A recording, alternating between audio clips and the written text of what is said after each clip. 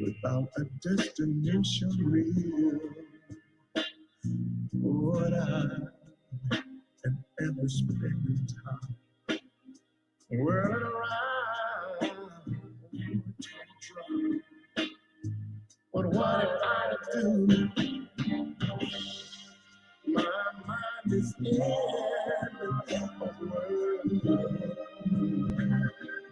Give me a little one small thing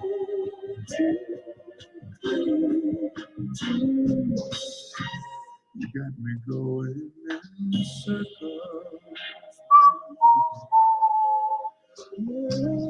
Round and round I go. Right? Circles,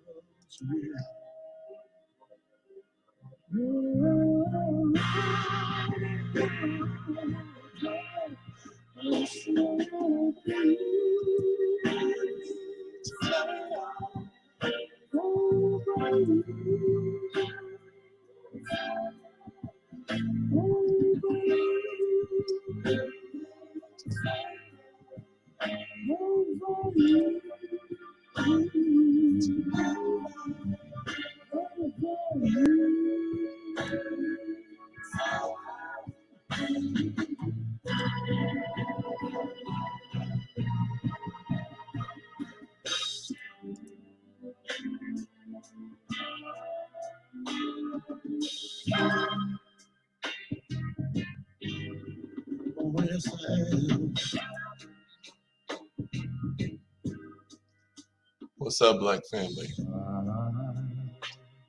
This is Super Mike. With timeless hopes that never stop. And what All right, we're about to get going. What's going on?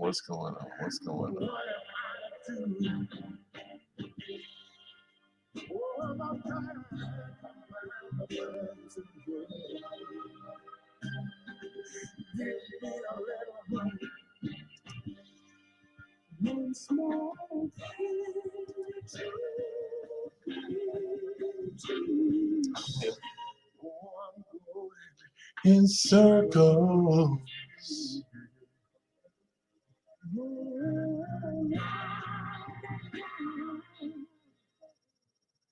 All right, Black family, this is Super Mike. We'll go over a little bit. I think this is a very important topic, very important. So click the thumbs up. Let me know what you're thinking. Make your comments. Comment on the video, talk to it, say whatever you want to say.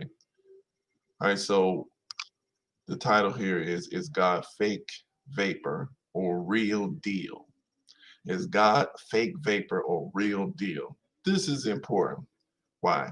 Because every society, every world, every group In order for you to unite, you have to unite on the basis of an idea, of a principle. You can't unite unless there is a force uniting you. And force comes from thinking, ideas, right?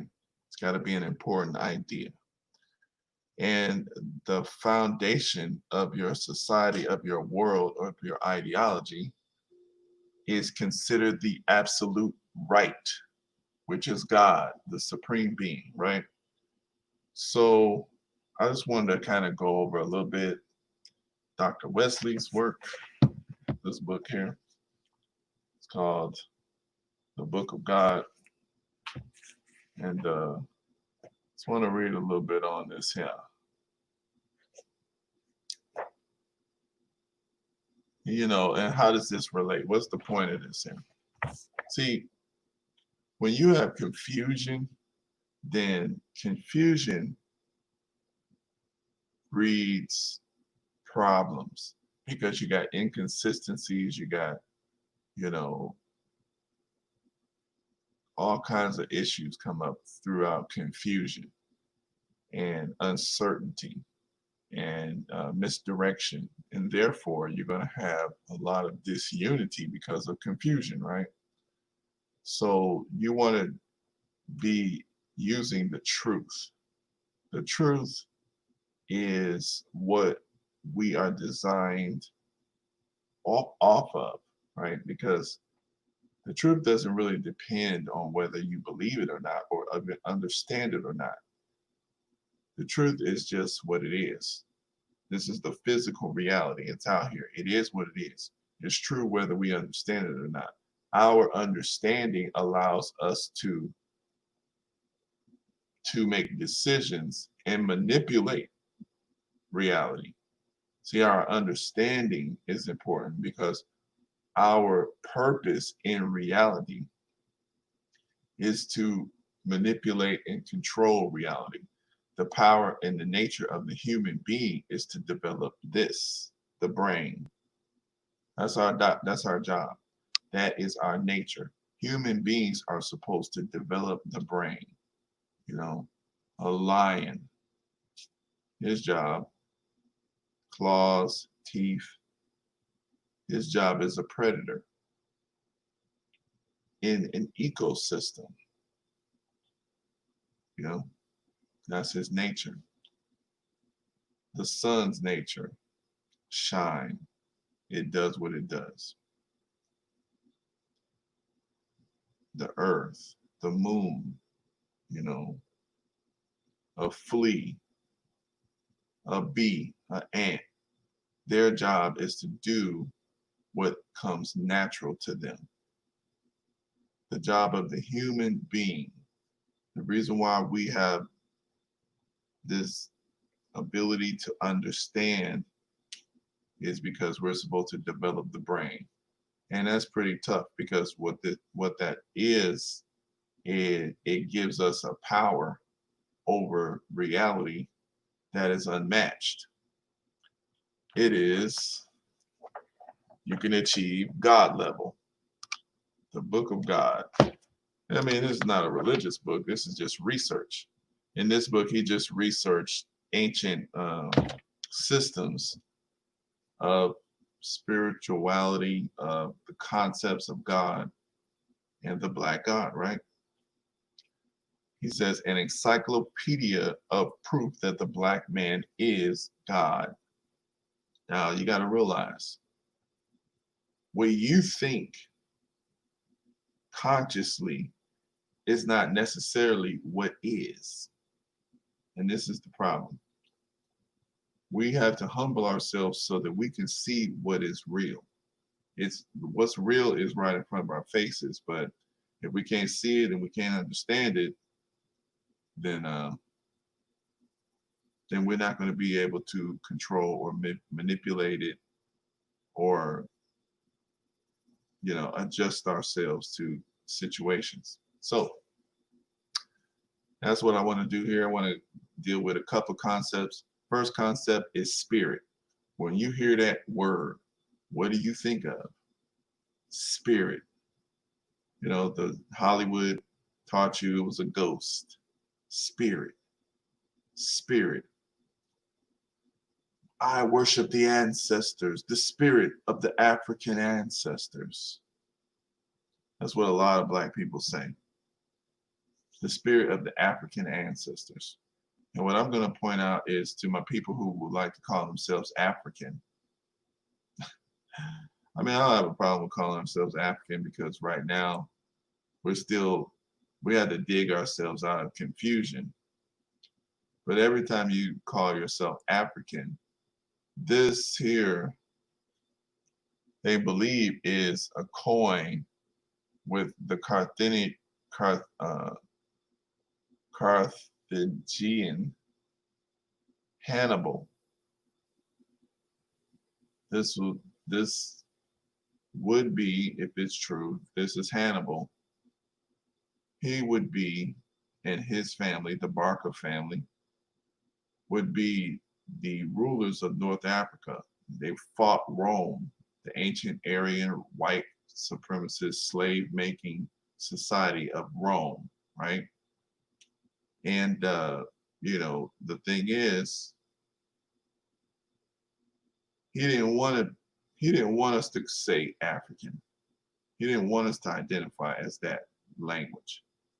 So now, regardless to what any argument anyone makes about the Afrikaan is a tribe in Africa, or you know, I don't know, you know, there's been several studies on it. People don't say that this word Afrikaan is an indigenous language. Even if it is indigenous, we have 3 Punic Wars that was fought in order to resist resist the Romans being able to affix their labeling on us as Black African people. So when you continue to refer to yourself as African, this man turns over in his grave because he hates, you know, Cyprios Africanus, which was the Roman leader who took the name because he overcame what is called Africa, and they just decided to name the whole continent that.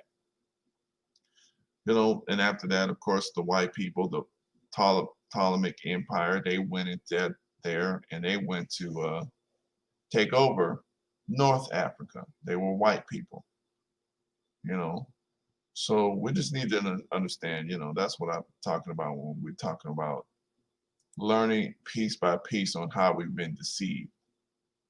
You know, and you can't, we've been deceived so much that we think it's useless to uncover these deceptions, but you got to take them piece by piece, piece by piece. And it takes it. We've been deceived with the white supremacist mindset dealing over 6,000 years. It was beginning 6,000 years.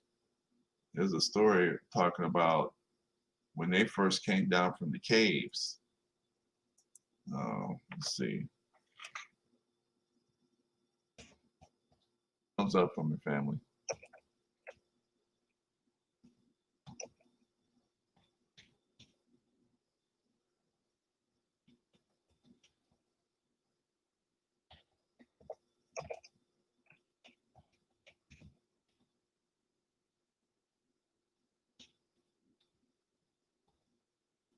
Yeah, there's a story talking about how the cultures, anomalous blue-eyed people came to Israel 6,500 years ago.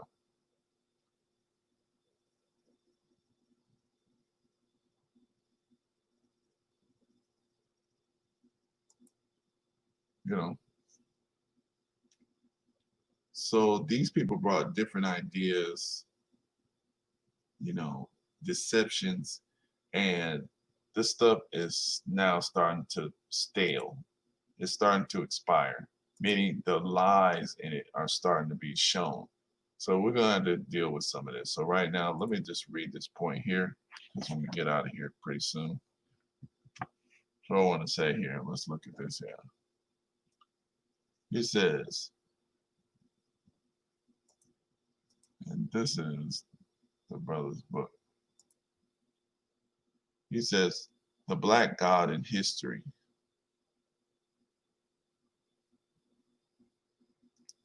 The universal worship of the black God in antiquity. The whole world at one time knew that the black man was he through whom the supreme all manifested himself. J.A. Rogers, in his 100 Amazing Facts About the Negro, says. I actually have that book too, but I haven't getting it, so I'm not going to go get it. Nearly all of the ancient gods of the Old and New World were black and had woolly hair.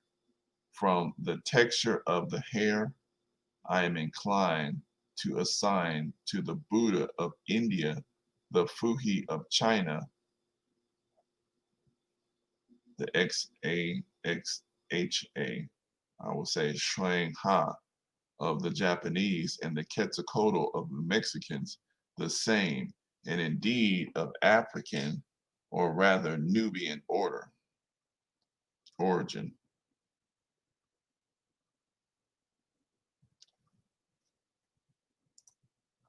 And so you got to realize, and that's one of the things that he has on there.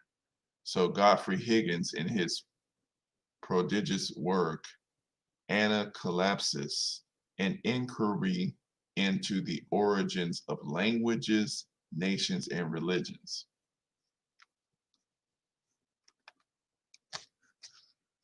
All right, so really I want to get into, this is one concept I want to touch base on, not that one. But we're dealing with black gods, okay? Why is that important? Because you have to emphasize the blackness of the god, because the enemy intentionally demonized the hue of black. So we have stupid Moors. We have a lot of stupid Moors who come up with all these concepts to try to attack the blackness, just the hue of it. And so that needs to be dealt with. This is what I wanted to, let's see here. I want to deal with this concept called spirit.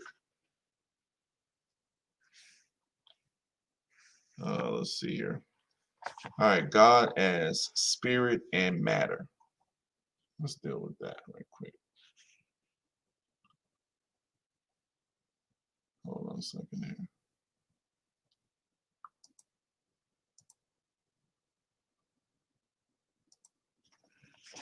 All right, so God is spirit and matter. The Western world has juxtaposed spirit and matter in such a way that the two are seen as mutually exclusive, that they cannot be at the same thing. This is not, however, the original peoples of antiquities, of how the original peoples of antiquity understood the spirit matter dichotomy. So people didn't think that spirit and matter was separate. And keep in mind, look at us, we're humans. You know, if you, once your spirit leaves you, you are inanimate, but you are material. So to them, spirit and matter were two aspects of the whole, and the whole depended on the harmonious union of the two. Wade Noble's notes. And so he's referencing other authors. So this book is a encyclopedia, meaning it's not just him talking. This is not just Dr. Wesley talking. He's getting all from different points in history. He's researching their efforts and documenting and presenting them to us, okay? So the reality for the ancients was also always conceived of as the synthesis of the visible and invisible, the material and immaterial, the cognitive and the emotive. the inner and the outer. So all of that was together. Keep in mind, we're talking about concepts of spirit. When you hear the word spirit, what do you think? Are you thinking of a thing, or are you thinking of a vapor? You know, spirit was not vapor. A spirit was literally a live body, something that was alive. He says the supreme being, according to the ancients, was simultaneously spiritual and material. Egyptologist Theophile Obenga observes the opposition between matter and spirit does not exist in ancient Egypt, where nature forms a whole, matter and consciousness intermingled. Spirit and matter are both modes of the same reality. All right, so I'm gonna see if I can find a picture of Obenga. Whatever. We'll find it later. Let's see.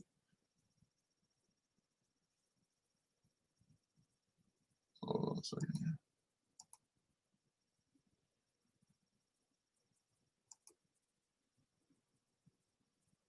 Hold on a second.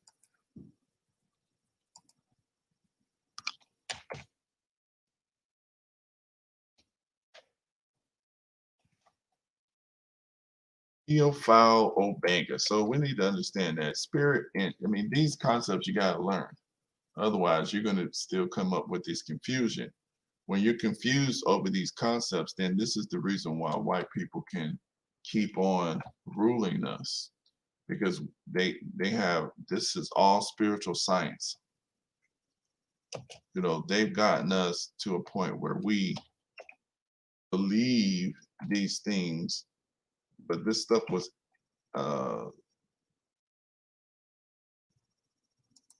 this stuff was very it was put there intentionally, strategically. So this is the concept. This is the Egyptologist Theo Obenga. Let's see here.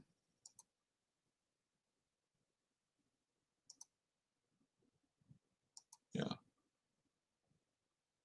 this is the brother right here, Theophile Obenga. All right, so basically, Freehoff, let's see what Freehoff Capra concurs. Freehoff Capra concurs. Since motion and change are essential properties of things, excuse me, the forces causing the motion are not objects from the outside, as in classical Greek view. So keep in mind, classical Greek view thought that things were being moved based on outside sources, but are an intrinsic property of matter. Correspondingly, the Eastern image of the divine is not that of a ruler who directs the world from above, but a principle that controls everything from within. All right. I'm going to read that again. So I'm just giving y'all different concepts of God. This is spirit. And this, we're dealing with Greek. Keep in mind, the Greek mindset is the reason why we even have the concepts, foundational concepts that we've been taught and our parents have been taught for hundreds of years, thousands now, about probably 1,000 years now, over 1,000 years. Since motion and change are essential properties of things, the forces causing the motion are not objects from the outside, as in classical Greek view, but are intrinsic properties of matters. Correspondingly, the Eastern image of the divine is not that of a ruler who directs that world from above, but a principle that controls everything from within.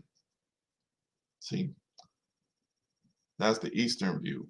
Within is God, not some powerful being controlling you, turning every move, making you do whatever you got to do. The change of view can be traced back to Rene Descartes. the 17th century philosopher known as the Cartesian split. So this Cartesian split, he was a 17th century philosopher, which at least popularized the spirit-matter dualism. Marcel Mauss, writing in What is Matter? History of the Concept and Present Conception, says, the matter-spirit opposition is much more recent. It came along with the notion of matter as purely mechanical and geometric, which dates back perhaps to Galileo, certainly to Descartes. The notion of matter purified of all spiritual element developed for the most part in France and Great Britain. So let's read that again.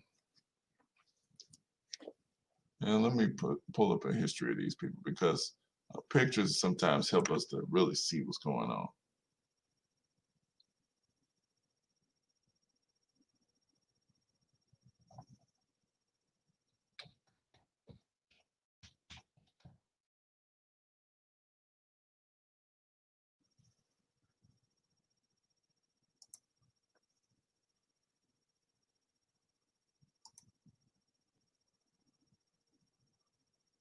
So, yeah, Descartes.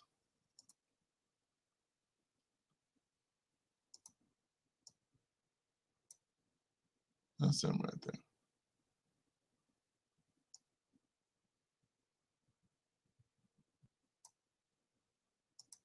Let's see what his argument was. Descartes has shown in meditation, mediation, too, that he can understand himself purely as a thinking thing. In mediation 5, he has shown that he can understand bodies purely in terms of their spatial extended characteristics. Whatever can be understood clearly and distinctly, as distinctly really is distinct. Therefore, there is a real distinction between mind and body. So he's talking about dualism. You know, they're coming up with various concepts. You know, this is the dude, Descartes. The notion of matter, this notion of matter purified of all spiritual element developed for the most part, in France and Great Britain. So the notion of matter with no spiritual element, like a rock. See, that developed, to him, whatever can be understood clearly and distinctly as distinct really is distinct. Therefore, there is a real distinction between mind and body. Mind and body are different, even though they're in the same thing. You see, this is what I'm saying. See, this is Western thought. This is the reason why they don't think about the whole. They think about pieces. Everything is a piece. But, you know, in reality, all our pieces exceed the sum of the whole, right? And we know that's true, right? Our pieces exceed the sum of the whole. So, you know, we need to just touch base. You know, we're just trying to get some concepts out the way. We're getting some concepts out the way. Now, according to the wisdom of the ancient black man and woman, matter and spirit are mutually codependent, and the whole is the product of their synthesis. See, we all experience this profound truth in our lives. All of us who have electricity running through our homes know that the copper wiring is absolutely necessary for our use of the electric current. The copper wire serves as a transmitter of that current. If the wire is damaged, the electricity is left suspended, unable to be made manifest. until more wire is put down. The current represents the spirit of God. The wire represents the transmitter of God, the human body. To the ancients, spirit was masculine and matter was feminine. Okay, so I'm going to say that again. To the ancients, spirit was masculine and matter was feminine. So this is an ancients.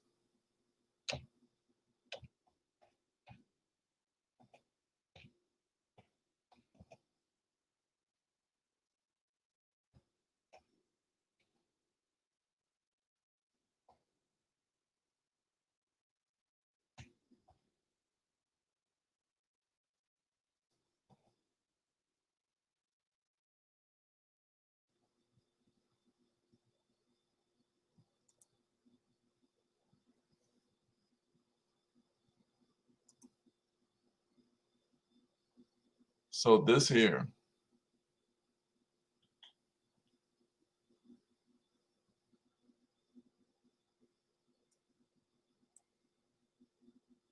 now a lot of us think that this might be like porn or something, but this was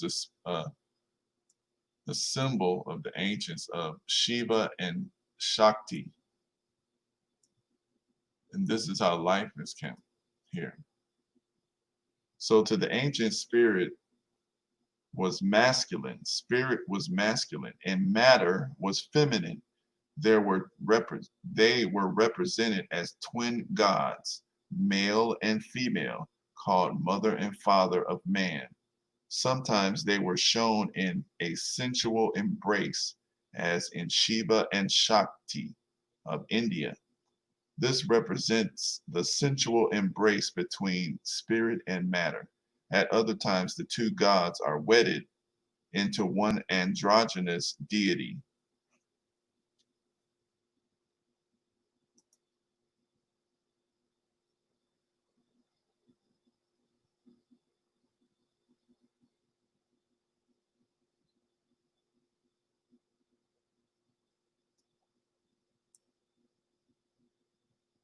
So,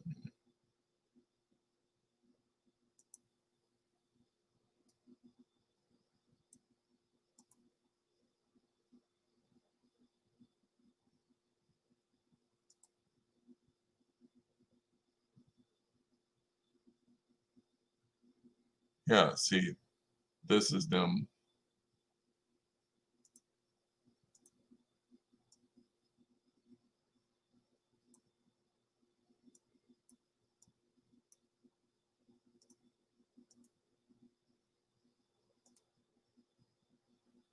Yeah, so they're wedded in an androgynous. If you notice right on the right, it's just the male's chest. On the left here, you got the woman's chest. You got the male's leg, the female's leg. You know, so they're mixed together. So these are just concepts here. This is the concepts. These things are all stuff that has to be understood. It's not something that you can just look at straightforward, and with today's mindset, you just can get it. This stuff here is something that you have to study when you're looking at ancient ideas. It's not all porn like we're thinking sometimes. So, the bottom line is God being a spirit wasn't always, it was basically like the spirit or reality was an infusion. A spirit was an infusion of of uh, of the spirit, which was considered masculine, and the matter. So both of them together was spirit. And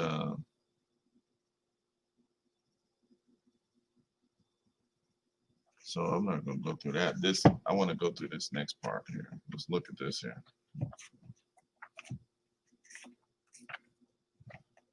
So who is that mystery God? As we've noted, the worship of God as a formless spirit floating someplace in the sky did not originate with the original man, nor was it taught by the prophets of God. This way of viewing God began with the Greek philosophers in the 5th century BC. Anaxagoras, who is this dude?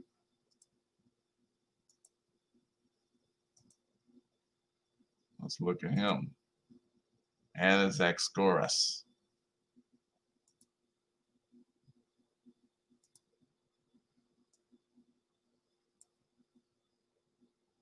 So this guy, these are the Greeks. So Anaxagoras reacted against the anthropomorphic God, which is the physical God, a man, a man. God being a man is anthropomorphic. He reacted against the anthropomorphic God of the ancients and instead proclaimed that God was an infinite self-moving mind, not enclosed in any body. But it was his successor, Xenophanes, who launched a full-fledged attack on the gods of the Greek pantheon and of the original peoples. He condemned the god of the Ethiopians, for example, because he had a snub nose and black hair. These are the Greeks.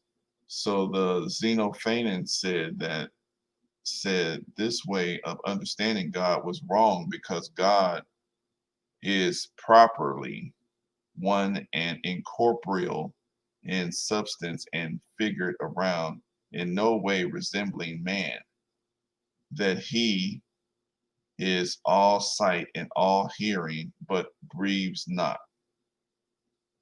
So that comes from Greeks. Thus, incorporeal God was standardized by Plato. So this incorporeal God was standardized by Plato.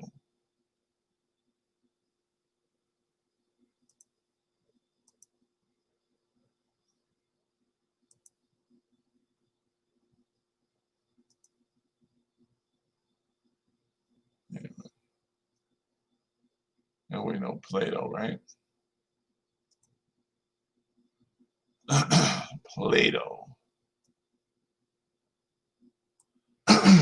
Plato. And Plato's pretty famous even today. This incorporeal God was standardized by Plato. He is given credit. So this was back in 427.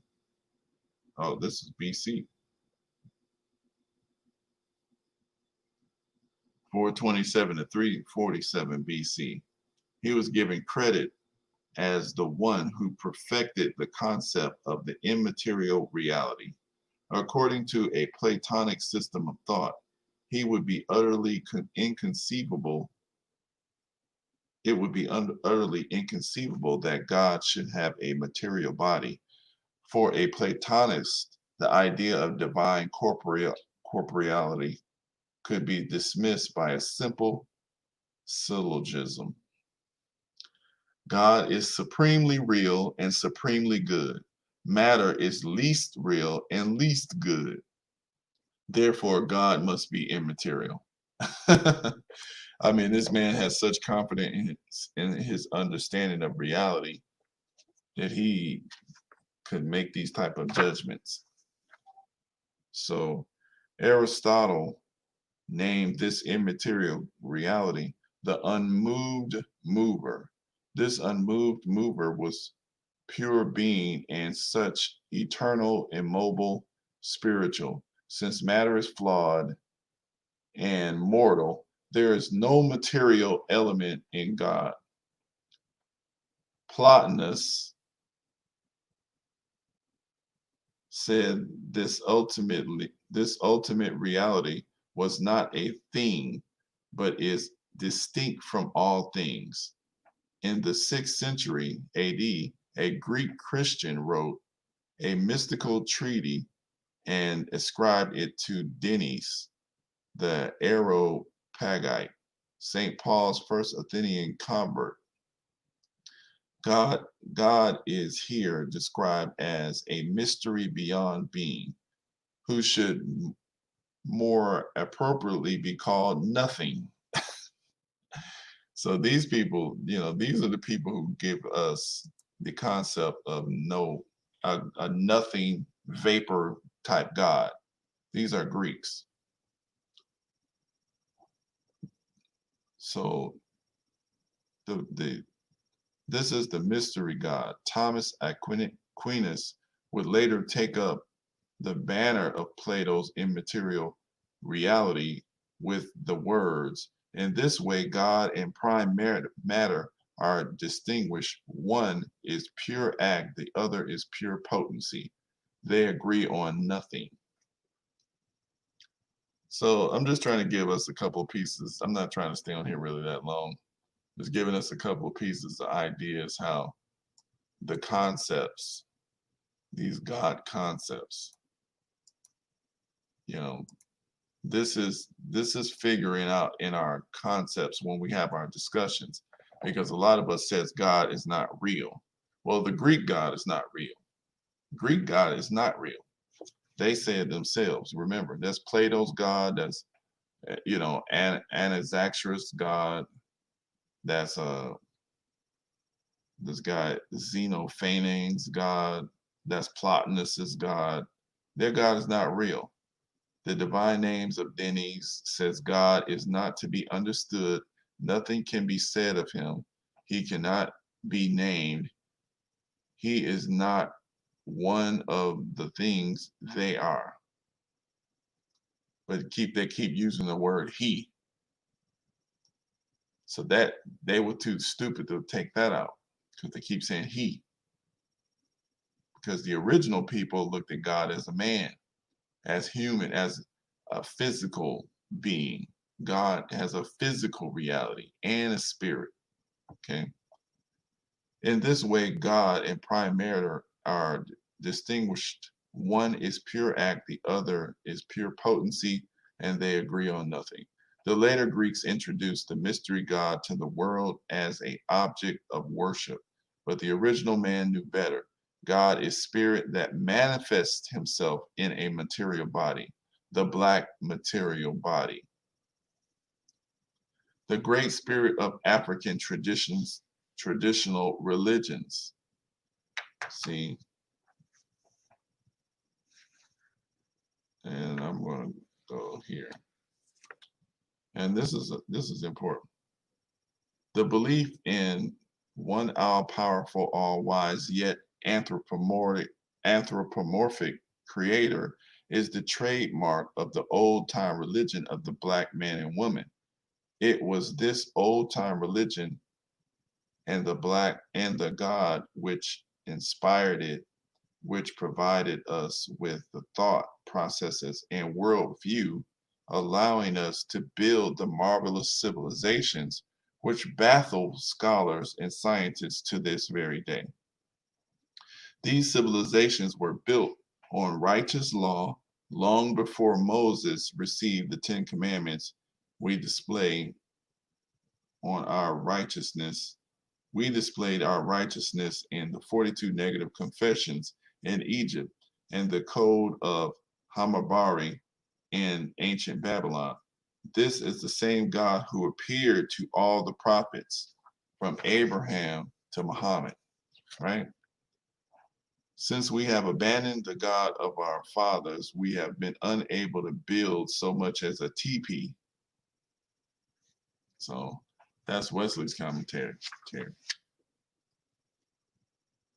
But, it was also interesting that, even the Australians he sold here, they had in Gippsland, let me see. Yeah, for example, even like the Zulus, the Zulu nation of Southern Africa, the creator, according to the Zulu, was Unkulunkulu, who was the first man, who was the first man. However, today Unkulunkulu is despised and worshiped, has been transferred to the Amatongos or ancestral spirits. So we're abandoning the ancient black god, man, coming from it within us to do things. God is in us to do things. and we accepting the white man's God, which is some shit outside somewhere. We don't know where it's at really. It's just a Amatongos, right? And this is why we can't even build a teepee. So, these are concepts we got to understand. And the thing is, with the human mind, you got to understand we live within a universe of spirit. This is so deep because once we start beginning to understand and acquiring the knowledge within the universe, when we acquire proper knowledge and develop this, then we change reality. So if we have an improper wisdom, then our reality is going to be reflecting that. So this is how this thing works here. So I'm just, giving us some couple of pieces here, and this is from research, you know. So the brother says the African belief in the Great Spirit developed more and more as we travel further and further from the centers of civilization. Though though romantic Afrocentrists will probably take offense to this statement, it is historically accurate, as we have shown in all of the original man's ancient centers of civilization, Egypt, Sumer, Mohenjo, Arabia, Persia. God was not understood simply as a great spirit, but a but as a spiritual being that manifests itself in the body of a black man. As groups of original people left these centers for nomadic reasons or due to exile, some fell away from the civilized life. So you're getting kicked out of the civilization centers. You living in the bush, you devolving, because people evolve and devolve because we're very, evolved prior to our fall. Okay. So, but some of these populations retain their original understanding of God. Many so-called primitive cultures continue to hold on to the God of our fathers.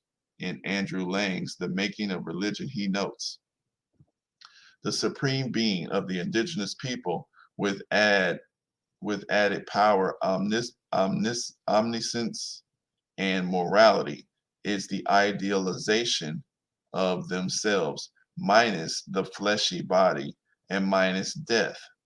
He was not necessarily a spirit.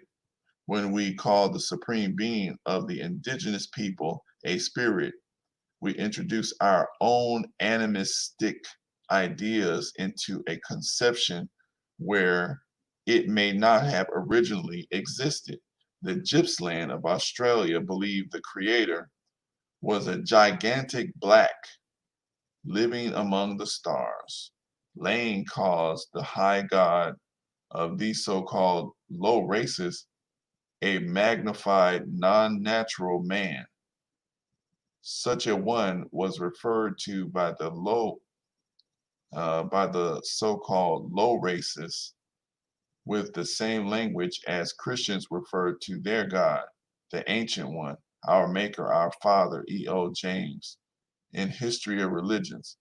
This unique and remote figure stands in sublime majesty as the highest expression of the supernatural power and will, primeval and benevolent, the giver, the guardian of the good and the right, the supreme originator, and the upholder of the laws and customs whereby society is maintained as an orderly and ordered whole. So lofty, in fact, is the conception of the tribal, this is Australian, all father, that at first it was dismissed as having been imported by Christian missionaries or other foreigners acquainted with the higher conceptions of deity. It is now established, however, the beliefs in the high God among low races is a genuine and characteristic feature of uncontaminated primitive religion recurrent among such Aboriginal people as Australians, the Fuegians, and South of America, the Fuegians in South of America, and California tribes in North in North America and certain Negritos and other Negroids in Africa and elsewhere. And so I'm gonna end it off on that. So like I said, we need to understand like these concepts of God, and God is really the foundation of your idea of whatever society that you build, because that's the foundation of your spirit. That is your, sacred science. Something has to be sacred for you to risk your life, because building civilization, fighting for it is sacred. Your spiritual beliefs, that is sacred. And these concepts of God, what is the supreme being? What is the extension of my life? These concepts have to be clear and understood by you. Okay, and if we're dealing with concepts of this from our enemies, then what ends up happening is, you know, we follow and reproduce what they want us to reproduce. And keep in mind, the Honorable Elijah Muhammad, he gave us that concept of a real God. Whenever you look at the black man, you are looking at God. Now, because of our sickness and the way that the enemy have taught us, anytime we hear man, we're thinking male. But man is woman as well. So man is male and female. There we are man. Okay.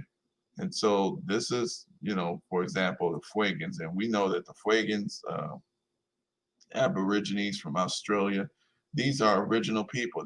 They consider themselves black. These are black people too. Now they're not the same tribe as the black people in America, but even our concept of what black people is, this is the reason why the messenger taught us black, Asiatic black men, because black is talking about the original people of the planet. And if we continue to use the teachings from hillbillies and hickabobs and people like this, these are substandard people. I mean, we should be embarrassed to be ruled over by this kind of group of people. I mean, we can't keep listening to these Aryans. They're hillbillies. And they was taught a little bit, so they was able to fix themselves up, but inside in their heart, they're still hillbillies. And these hillbillies are murderous. We don't have the right no more to let ourselves listen to them, be ruled over by them. They want to murder us. Okay? Just look at what they did to Nat Turner. So this black man who, Nat Turner, remember Nat Turner? He rebelled against the enemy because they were enslaving black people. He learned a little something from the Bible. And this monster, what's his name? William Mallory. Before he died, this is his obituary. He bragged that he's the one that skinned Nat Turner. He skinned Nat Turner. So it says the Petersburg Express of the 17th has the following paragraph. Mr. William Mallory, an old citizen of Southampton County, died a few days ago. And this was June 17th, June 7th, I believe, 1860. He said that he died a few days ago. Mr. Mallory was 80 years of age and figured in the suppression of the Southampton massacre. And that's the kind of code language they used when they talked about Nat Turner's rebellion. He was the identical Buck Mallory who skinned Nat Turner, the leader of the rebellion, and the hide having been tanned, portions of it are now extant in the curiosity shops of many residents in and about Southampton. While in the store, Mr. John R. Davis this week in this city a week or two since he remarked, that he had skint Nat Turner, and he would have skint old John Brown if he could only have had the opportunity. The old man returned to his home, that's where he died, never to leave it again. So, these are the types of histories that we need to know. We need to understand the type of satanic mindsets that we're dealing, these little hillbillies and stuff, these type of people, we should want to get far away from them. We need to listen to Minister Farrakhan. Right now, we're dealing with the fall of America. If anybody had read this book, you would not be surprised about what's happening going on, because white people's society, um,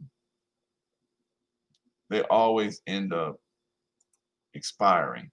And when that society expires, you have the opportunity to redevelop. And you have to get rid of these old fake concepts of what the enemy have taught you. But usually they teach you so many layers of lies and confusions. Even when you can clearly see the truth, it takes time for you to really accept it fully. And so, anyway, I think that I haven't really seen any comments, so hopefully somebody will see this when it's time. And I want to know what y'all think about it, because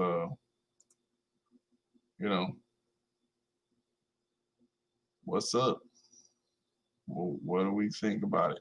Are we still going to worship spirit just once we learn what these people really meant by spirit? Do we still think that it's you know, just it doesn't matter? And even the people who say they don't believe in religion, they don't believe in God, and they just spiritual. What are you thinking when you talking about spiritual? What is in your mind when you hear the word God? Are you thinking of some vapor? When you say spirit, are you thinking of vapor? If you are, you still dealing with Plato. Spirituality. Are you spirituality? Is your spirituality dealing with Plato here? What's your spirituality? Are you African spirituality? That's two white people. I mean, it depends on what you're thinking about when you're talking about spiritual. Keep in mind, talking about African, we got to deal with the influence of the Romans and the Greeks on our thinking. These people were spiritual scientists. You just ain't going to outthink this just off the rip. You're going to have to understand, read, study. Plato, these people changed the concept of spiritual from a material mind, material and substance, internal spirituality, into a purely outside force of immaterial vapor that you can't see. You see? And now that is our current concept that we're going to have to get rid of. You see, these are the type of thinkings that we're going to have to do to study to even be able to deal on this level. So, I think that's going to be, yeah, I think.